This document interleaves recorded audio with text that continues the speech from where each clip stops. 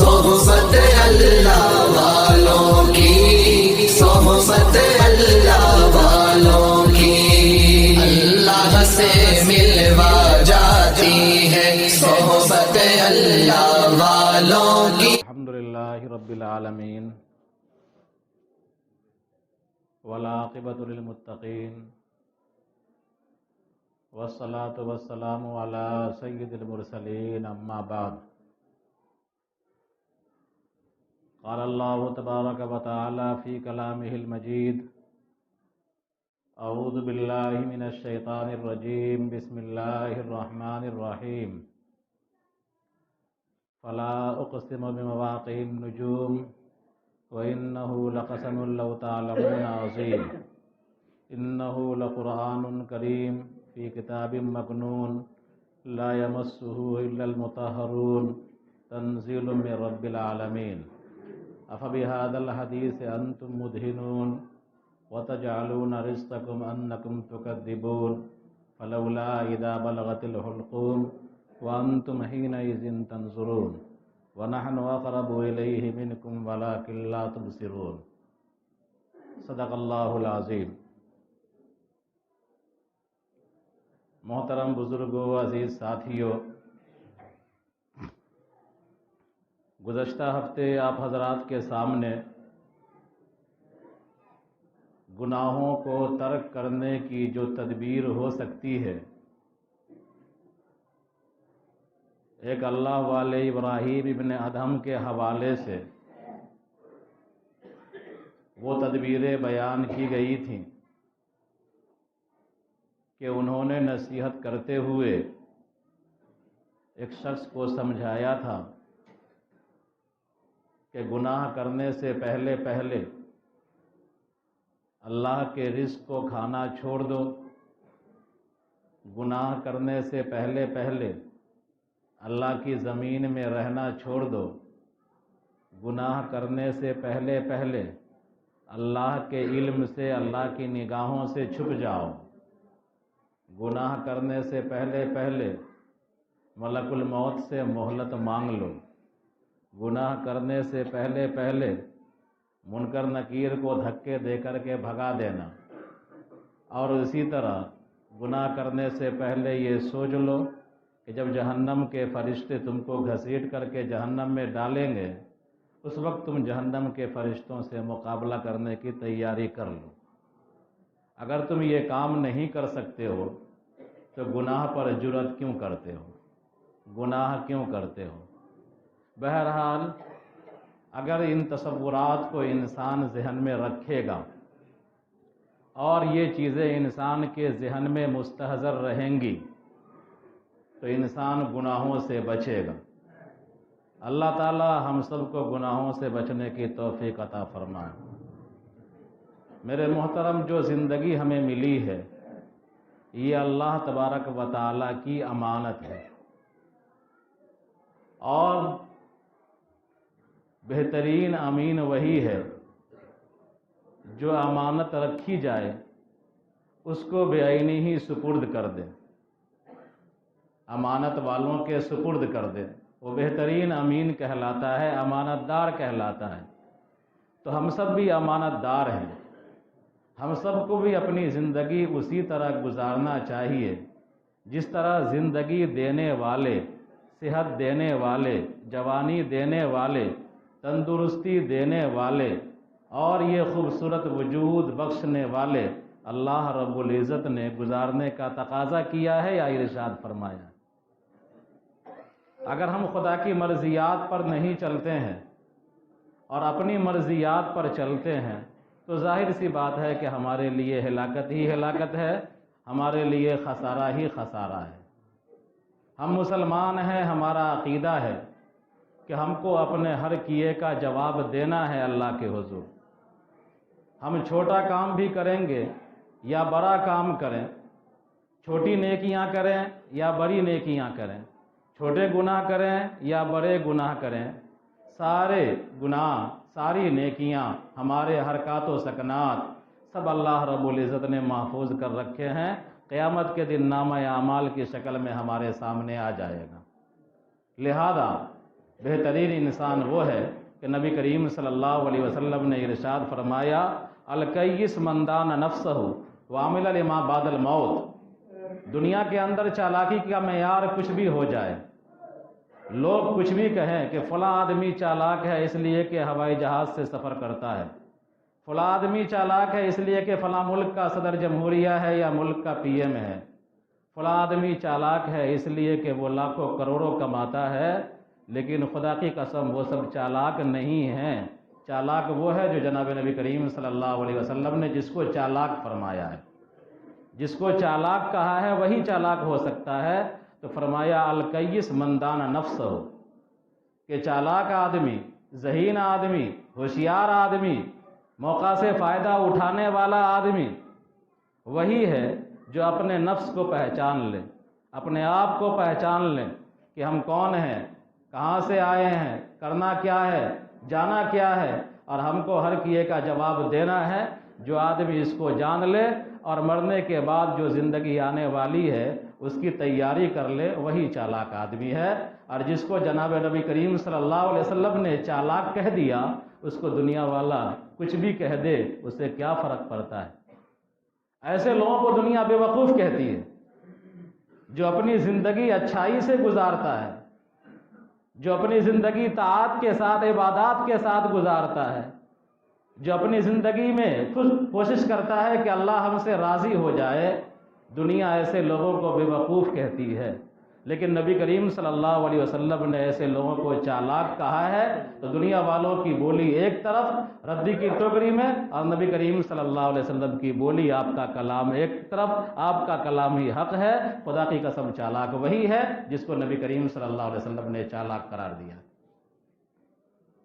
یہ موت ایسی حقیقت ہے، کائنات کی سب سے بڑی سچائی یہ ہے کہ اللہ ایک ہے، کائنات کا سب سے بڑا جھوٹ یہ ہے کہ اللہ انیک ہے، شرک۔ تو کائنات کا سب سے بڑا جھوٹ شرک ہے، اور کائنات کی سب سے بڑی سچائی کہ اللہ کی وحدانیت ہے، اللہ ایک ہے۔ لیکن اس سچائی کو ماننے والے قلیل من عبادی الشکور دنیا میں ہر دور میں کم ہی رہے ہیں۔ اگر دنیا میں 10 ارب کی آبادی ہے، دنیا 8 ارب کی آبادی میں دنیا چل رہی ہے، تو 2-2.5 ارب وہ لوگ ہیں جو اللہ تبارک و تعالیٰ کے ذات میں، صفات میں شریک نہیں کرتے۔ بقیہ 3 گنا افراد ایسے ہیں جو اللہ کی ذات میں، اللہ کی صفات میں شریک کرتے ہیں۔ تو کائنات کی سب سے بڑی سچائی یہ ہے کہ اللہ ایک ہے، اور کائنات کا سب سے بڑا جھوٹ یہ ہے کہ اللہ انیک ہے، یعنی شرک۔ لیکن ایک سچائی اور ہے جو عظیم سچائی اس کو کہہ سکتے ہیں، جس پر سب کا اتفاق ہے، کسی کو اس سے کوئی اختلاف نہیں ہے، اور وہ ہے موت۔ موت کا تلخ اور کڑوا جام ہر ایک کو پینا پڑتا ہے، چاہے وہ بادشاہ ہو، چاہے محل میں رہتا ہو، چاہے وہ کتنا بڑا سامراج ہو،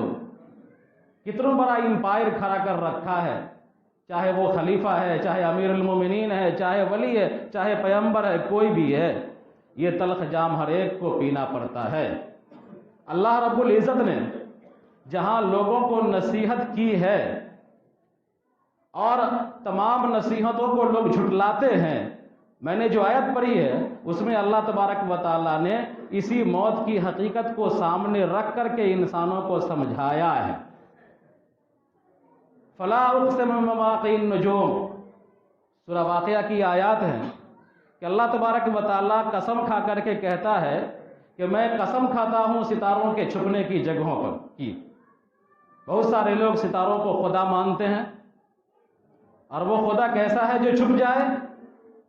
تو اللہ تبارک و تعالیٰ ستاروں کی بھی حقیقتی کو بیان کرتے ہوئے کہتا ہے فلا اقسم بمواقع النجوم، کہ ستارے جہاں گرتے ہیں، ستارے جہاں چھپتے ہیں، ان کے چھپنے کی جگہوں کی میں قسم کھاتا ہوں۔ انہ لقسم لو تعلمون عظیم، یہ بڑا قسم ہے، بڑی قسم ہے یہ۔ انہ لقرآن کریم فی کتاب مکنون، نبی کریم صلی اللہ علیہ وسلم جو چیز پیش کر رہے ہیں، جو کلام سنا رہے ہیں، یہ خدا کا کلام ہے، یہ قرآن کریم ہے۔ فی کتاب مکنون، محفوظ کتاب کے اندر ہے۔ لا یمسہ الا المطہرون، پاک لوگ ہی اس کو چھو سکتے ہیں۔ پاک فرشتے ہی اس کو چھو سکتے ہیں، پاک انسان ہی اس کو چھو سکتے ہیں۔ تنزیل من رب العالمین، یہ اللہ رب العزت کی طرف سے نازل کردہ ہے۔ افبہذا الحدیث انتم مدہنون وتجعلون رزقکم انکم تکذبون، بھلا تم کو خدا کی باتوں پر یقین نہیں ہوتا؟ خدا کی باتوں کو تم دل میں نہیں بیٹھاتے ہو؟ اچھا ایسا کرو، اگر تم کو ہم رزق دیتے ہیں، آسمان سے بارش برساتے ہیں، تمہاری کھیتیاں آباد ہوتی ہیں، تمہارے باغات آباد ہوتے ہیں، تم کو اوپر سے رزق دیتے ہیں، نیچے سے رزق دیتے ہیں، تو تم اس کو جھٹلاتے ہو، اللہ پر یقین نہیں کرتے ہو؟ چلو ان تمام چیزوں کو الگ رکھو، اب آؤ اصل موضوع پر۔ فلولا اذا بلغت الحلقوم وانتم حینئذ تنظرون، تو ایسا کرو، تمہارے یہاں یہ منظر آتا ہے، تمہارے رشتہ داروں کے درمیان کسی کی موت ہوتی ہے، تمہارے اقربا، تمہارے خیش و اقارب، تمہارے پڑوس میں کسی کا انتقال ہونے لگتا ہے، وہاں پر تم پہنچتے ہو۔ فلولا اذا بلغت الحلقوم، کہ جب جان حلقوم تک آ جاتی ہے، جان نکلنے لگتی ہے، ہنسلی تک سانس آنے لگتی ہے، جس کو آپ اپنی زبان میں الٹی سانس کہتے ہیں کہ الٹی سانس چلنے لگتی ہے۔ فلولا اذا بلغت الحلقوم وانتم حینئذ تنظرون، اور تم سارے افراد مل کر کے اپنی آنکھوں سے دیکھتے رہتے ہو کہ الٹی سانس چل رہی ہے۔ وانتم حینئذ تنظرون، تم دیکھ رہے ہوتے ہو، تم یہ سمجھتے ہو کہ مرنے والے کے قریب ہم ہی ہیں، کوئی ہاتھ سہلا رہا ہے، کوئی پیر سہلا رہا ہے، کوئی لا الہ الا اللہ کی آواز نکال رہا ہے، کوئی سر کھجلا رہا ہے۔ الغرض ہر آدمی یہ سمجھتا ہے کہ مرنے والے کے قریب ہم ہیں، لیکن اللہ تبارک و تعالیٰ کہتا ہے کہ تم سے زیادہ قریب میں ہوں مرنے والے کے۔ وَنَحْنُ أَقْرَبُ إِلَيْهِ مِنْكُمْ وَلَٰكِن لَّا تُبْصِرُونَ، میں تم سب سے زیادہ قریب ہوں اس مرنے والے کے، لیکن لولا تبصرون، تم دیکھ نہیں سکتے۔ ظاہر سی بات ہے اللہ کو دیکھنے کی طاقت کس کی آنکھ میں؟ فلولا ان کنتم غیر مدینین ترجعونها ان کنتم صادقین، تم ڈاکٹروں کو بلاتے ہو، دوڑ بھاگ لوگ کرتے ہیں، اس کو بلاؤ، آکسیجن لاؤ، یہ لاؤ، وہ لاؤ، وہ لاؤ، اور تم پریشان ہو کر ایک دوسرے کو پکارتے رہتے ہو، لیکن کیا تمہاری ہمت ہے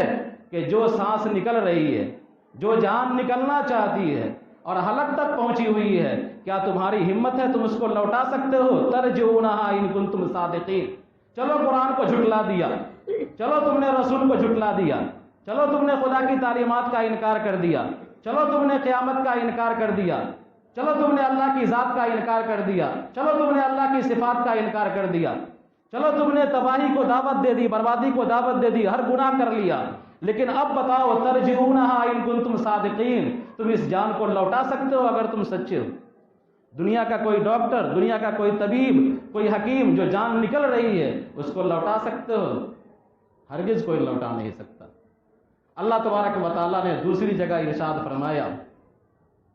فلا صدق ولا صلی سے پہلے ہے کہ جب انسان کی موت کا وقت آتا ہے اور روح نکلنے والی ہوتی ہے، بے چینی کی کیفیت طاری ہوتی ہے، اور لوگ آپس میں وہاں پر چرچا کر رہے ہوتے ہیں، کوئی کہتا ہے کہ ڈاکٹر کو بلاؤ، کوئی کہتا ہے طبیب کو بلاؤ، کوئی کہتا ہے کوئی انجیکشن ڈالو، کوئی کہتا ہے پائپ لگاؤ، الغرض مختلف طرح کی آرا سامنے آتی ہے۔ کوئی کہتا ہے کوئی جھاڑ پھونک کرنے والا، ہے کوئی یاسین پڑھ کے دم کرنے والا تاکہ اس کے جان نکلنے میں آسانی ہو جائے۔ تو الغرض اللہ تبارک و تعالیٰ نے مختلف مقامات پر یہ موت جو کائنات کی سچائیوں میں سے ایک بڑی سچائی ہے، اس کو سامنے رکھ کر انسانوں کو نصیحت فرمائی ہے اور بتلایا ہے کہ تم اس روح کو نہیں لوٹا سکتے ہو جو روح نکل رہی ہے، لیکن جس طرح میں نکال رہا ہوں اس روح کو،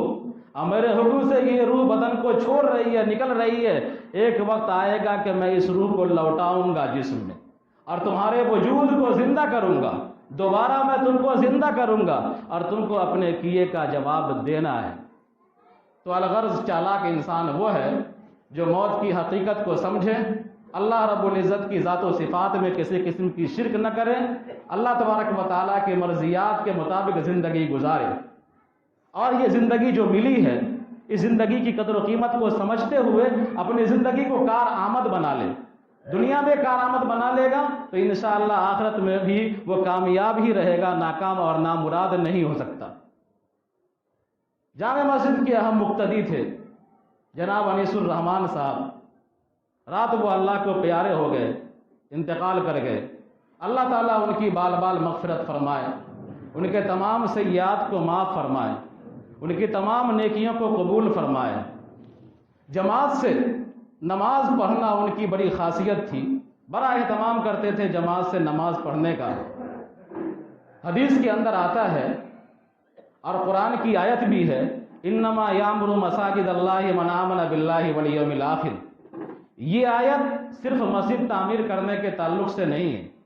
بلکہ یہ آیت مسجد کو تعمیر کرنے کے ساتھ ساتھ مسجد کو آباد کرنے کی فکر کرنے والوں کے تعلق سے ہے، مسجد کو آباد کرنے والوں کے متعلق بھی ہے۔ انما یامر مساجد اللہ، یقیناً جو لوگ اللہ کے گھر کو آباد کرتے ہیں، اپنے سجدوں سے آباد کرتے ہیں، اپنی تلاوتوں سے آباد کرتے ہیں، اللہ تبارک و تعالیٰ نے گواہی دی ہے کہ ایسے لوگ اللہ پر ایمان رکھنے والے ہیں، ایسے لوگ آخرت کے دن پر ایمان رکھنے والے ہیں، ایسے لوگ سچے پکے مومن ہیں۔ تو اگر مسجد سے جس کو محبت ہے، مسجد میں زیادہ وقت دینا چاہتا ہے، مسجد میں نوافل کا اہتمام کرتا ہے، 5 وقتہ نمازوں کا اہتمام کرتا ہے، تو اللہ تبارک و تعالیٰ نے اس کو سچا پکا مومن کہا ہے۔ لہذا بلا شبہ وہ مومن تھے، اس لیے کہ وہ 5 وقتہ نمازوں کا بڑا اہتمام کرتے تھے۔ جناب نبی کریم صلی اللہ علیہ وسلم نے ایک موقع پر ارشاد فرمایا کہ تاریک رات میں جب لوگ اپنے گھروں سے نکلنا چاہتے نہیں ہیں، ٹھنڈی کی رات ہو، بارش والی رات ہو، تاریک ہو، اندھیرا ہو، اور اندھیرے وقت میں لوگ مسجد کو جاتے ہیں جماعت سے نماز پڑھنے کے لیے، اور ظاہر سی بات ہے کہ ایسا اندھیرا عشاء کے وقت ہوتا ہے، ایسا اندھیرا فجر کی نماز کے وقت ہوتا ہے، تو جو لوگ تاریک راتوں میں اللہ کے گھر کو آباد کرنے کی فکر کرتے ہیں، نماز کا اہتمام کرتے ہیں، جماعت میں شریک ہوتے ہیں، تو جناب نبی کریم صلی اللہ علیہ وسلم نے ارشاد فرمایا کہ دنیا کے اندر وہ اندھیری رات میں جا رہے ہیں، لیکن قیامت کے دن اللہ تبارک و تعالیٰ ان کو مکمل نور عطا فرمائے گا۔